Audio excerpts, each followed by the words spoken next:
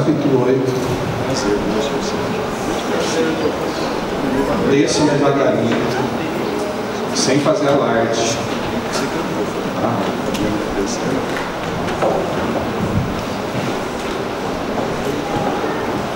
Capítulo 8, versículos 6 ao 8.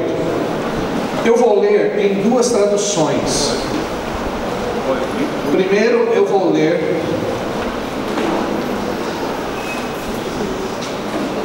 na do século 21, atualizada, revisada e atualizada, Romanos 8, de 6 a 8, e depois eu vou ler na linguagem de hoje.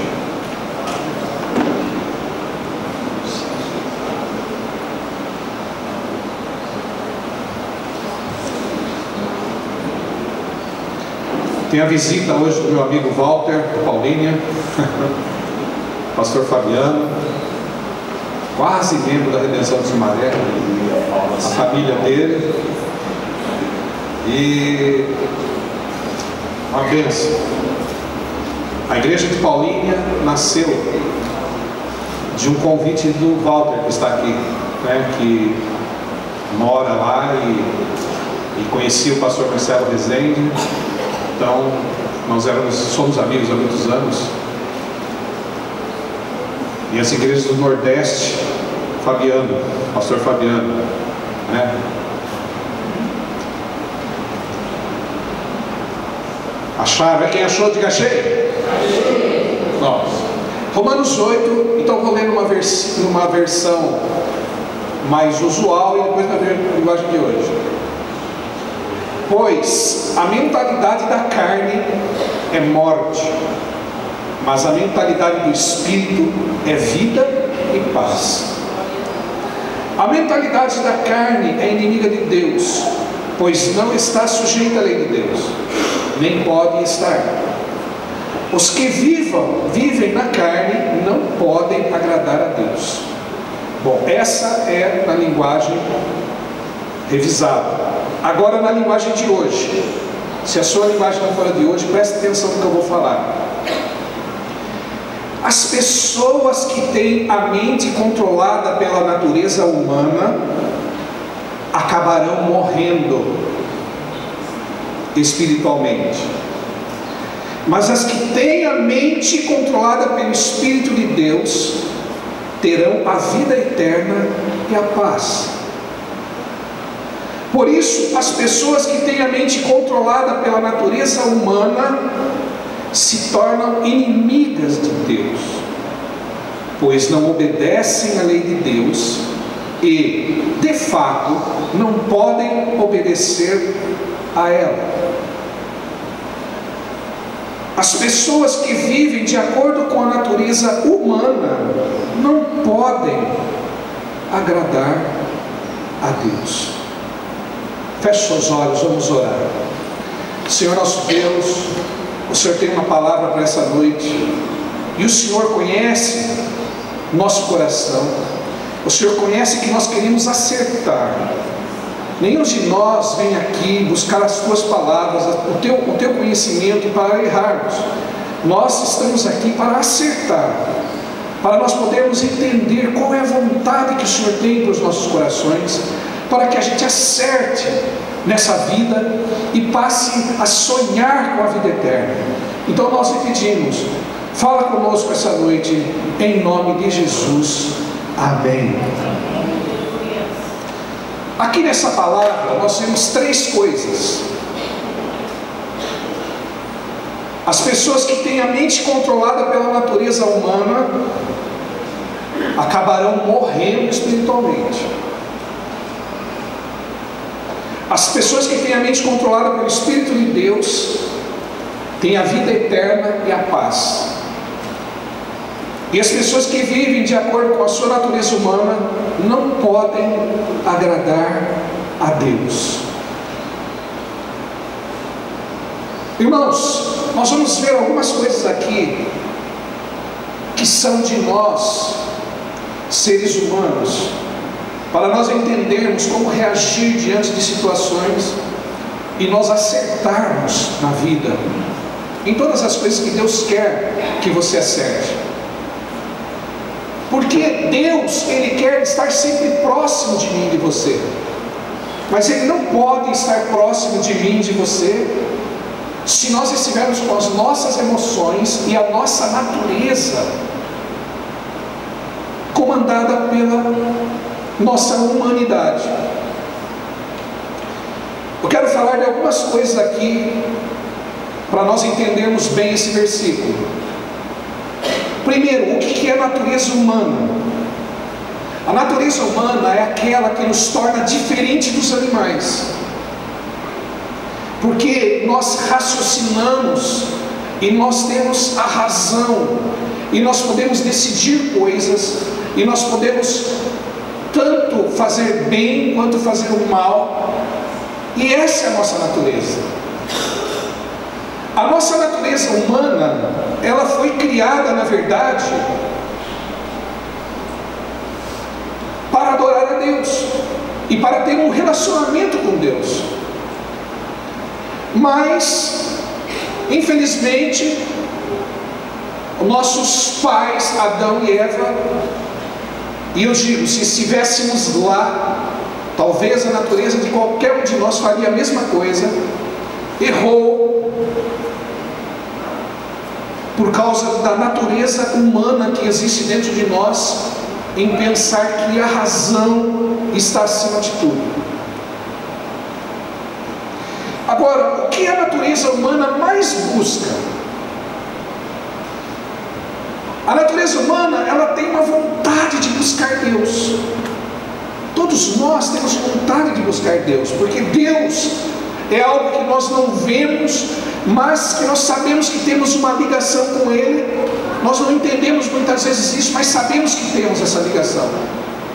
Ora, os índios cultuam um Deus que eles não sabem o que é, mas eles cultuam. Ou seja, se você for em qualquer remota civilização, o ser humano tem uma ansiedade de se relacionar com Deus. Só que nós, seres humanos,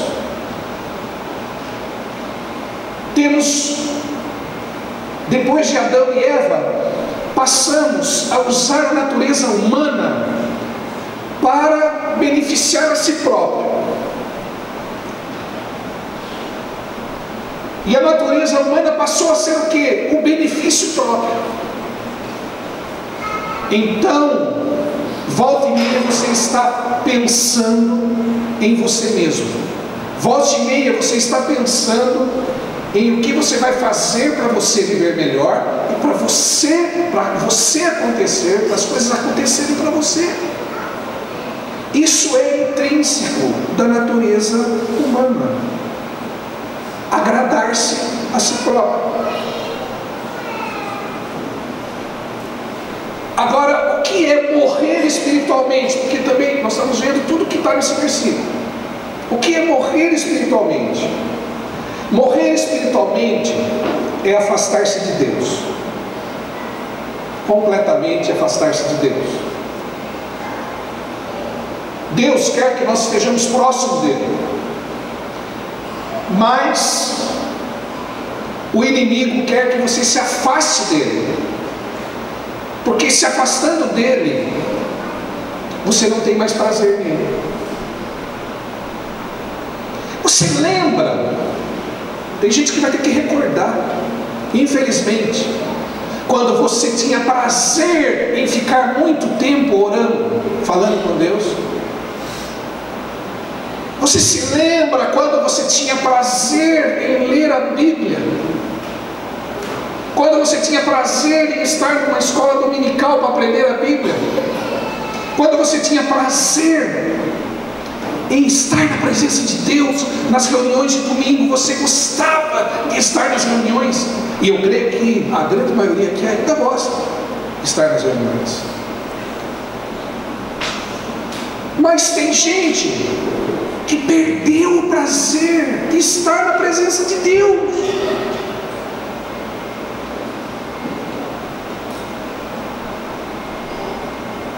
Às Às vezes sentado na igreja, perdeu o prazer de estar na presença de Deus, perdeu o prazer de viver com Deus, de conviver com Deus.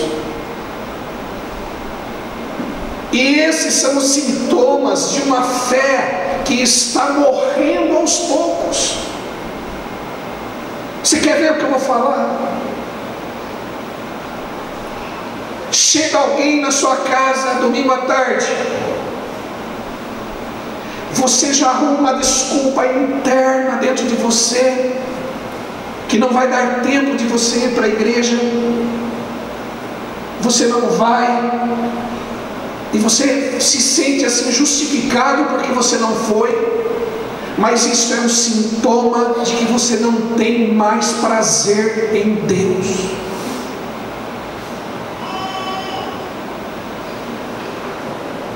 Alguém te convida para uma vigília que vai ter aqui no sábado, às 10 horas da noite. O sábado que antecede a ceia, tem a vigília, às 10 horas da noite. Mas um amigo te faz um convite tão bom de você ir jantar no restaurante japonês, que você não ia há tanto tempo. Quem gosta de comida japonesa aqui? Olha, peixe cru. Tem gente que fala assim, eu gosto de comida japonesa, aí vai lá, né? Só pede as coisas que é frita, né? Olha, aqui vem o peixinho cru,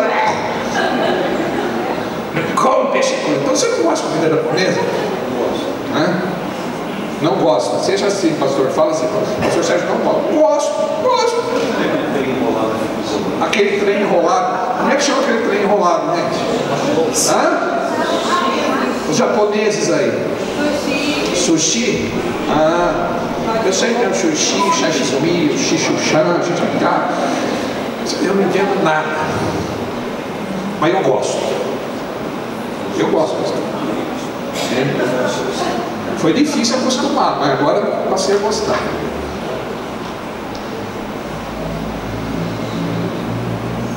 Aí você troca aquilo que te dá prazer por aquilo que não te dá mais prazer.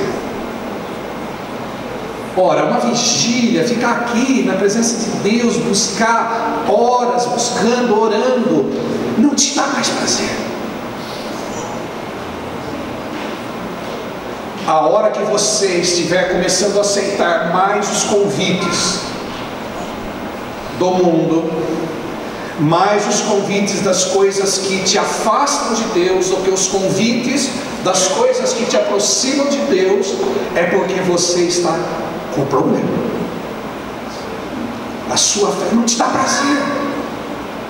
Então, quando a gente fala assim, o que é morrer espiritualmente é não ter mais prazer nas coisas de Deus.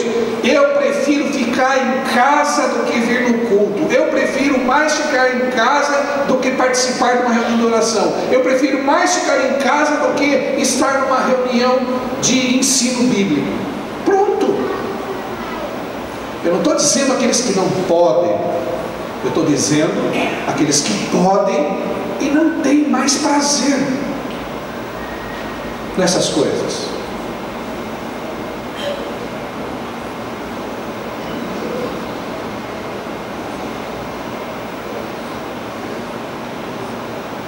Aí vão perdendo a chance da vida eterna, vão perdendo a vontade da vida eterna, vão tendo medo da morte, vão passando a gostar de coisas ruins, vão se cercando de pessoas que só falam coisas que estão fora das coisas de Deus e vão morrendo espiritualmente.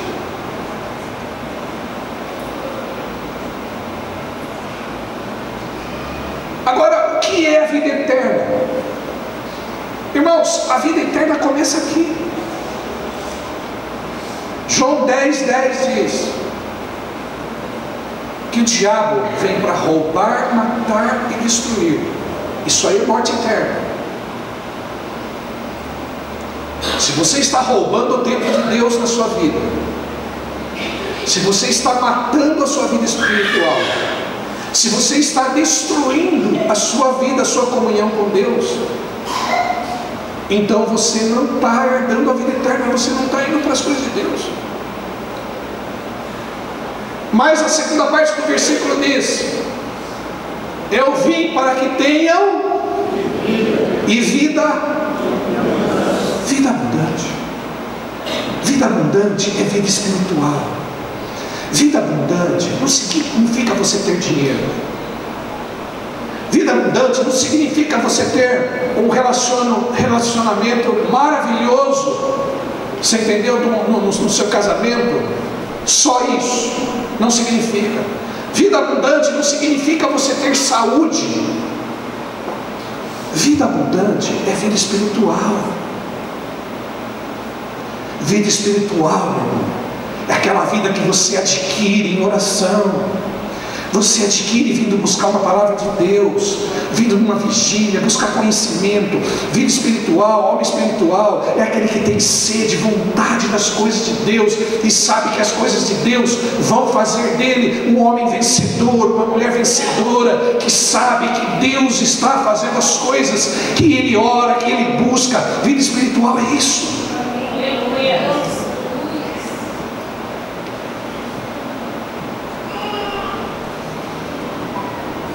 A vida eterna, ela inicia aqui. Você passa a ter confiança. Eu sei que eu tenho doenças, passo por doenças, tenho problemas físicos, mas eu sei que se amanhã acontecer algo comigo, eu vou morar com Jesus no céu. Eu tenho essa esperança.